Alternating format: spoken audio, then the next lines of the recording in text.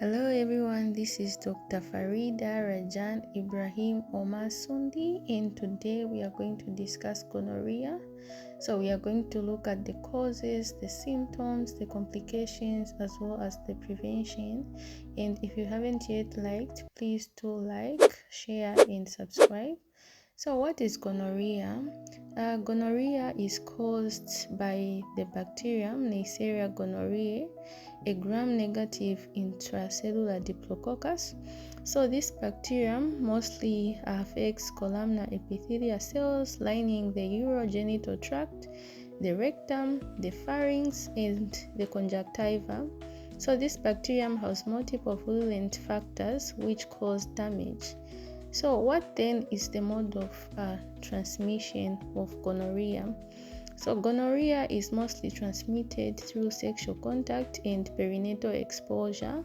So in terms of sexual contact, it's transmitted due to unprotected vaginal, anal, or oral sex with an infected partner. And also infected individuals can transmit the infection even when asymptomatic. Gonorrhea can also be transmitted vertically, what we call vertical transmission from mother to child. Mainly this occurs during vaginal delivery, and it can lead to a condition called ophthalmo neonatorum, which is a severe eye infection in newborns. And in rare cases, we can also have transmission through infected secretions on contaminated items, but this is very rare. Because Neisseria gonorrhoeae does not survive long outside the human body. So what then are the risk factors for gonorrhea? So the various risk factors include unprotected sexual activity, not using condoms or other barrier methods during vaginal, anal, or oral sex, having multiple sexual partners and non-sexual partners, previous or existing STI, and also young age, especially in adolescents aged 15 to 24 years. This is because of higher rates of risky behaviors that are exhibited by these youngsters. Also sometimes it can be transmitted in men who have sex with men. So what are the signs and symptoms of gonorrhea? So the signs and symptoms will begin with men. So in men, the common symptoms include urethritis, which is a burning sensation during urination. They can have purulent, which is thick yellow or green urethral discharge.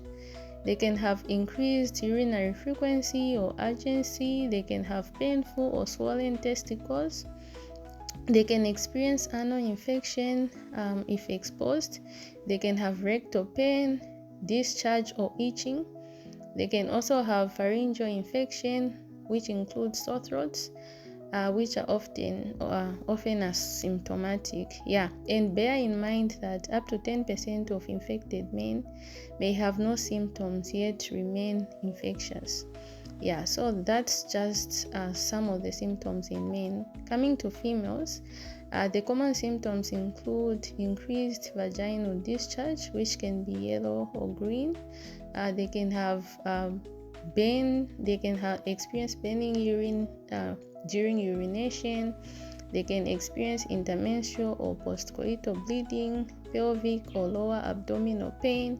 They can experience painful sexual intercourse, which we call dyspareunia. And they can also have anal symptoms if exposed, where they have discharge, they have pain or itching, and they can also experience pharyngeal infection such as a sore throat. And also bear in mind that up to 80% of infected women can remain asymptomatic, and this contributes to unnoticed transmission and late complications. So what are the complications? So in women, the complications will include pelvic inflammatory disease or PID, where the infection spreads to the uterus, the fallopian tubes, as well as the ovaries. They can have ectopic pregnancy due to scarring of fallopian tubes. They can experience infertility. They can have chronic pelvic pain. And in men, they can have painful inflammation of the epididymis. They can have infertility as well. And they can also experience prostatitis. Yeah. And we've also mentioned some complications in newborns. So in newborns, they can experience a condition which we call ophthalma neonatorum, where there is severe conjunctivitis which may lead to blindness if not treated. And also in rare cases, they can experience sepsis as well as meningitis. Yeah. So what are the treatment or prevention strategies rather?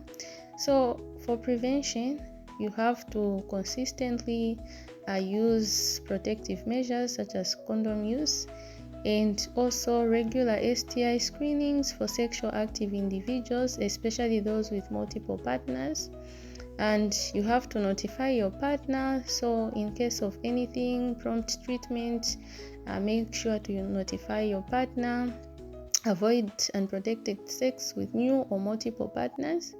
And also public health education and awareness, like we are doing right now, discussing more about gonorrhea. Yeah, so that's just a brief overview of gonorrhea, and I hope to see you in the next video. If you haven't yet subscribed to this channel, please do so, and see you in the next video. Yeah, thank you.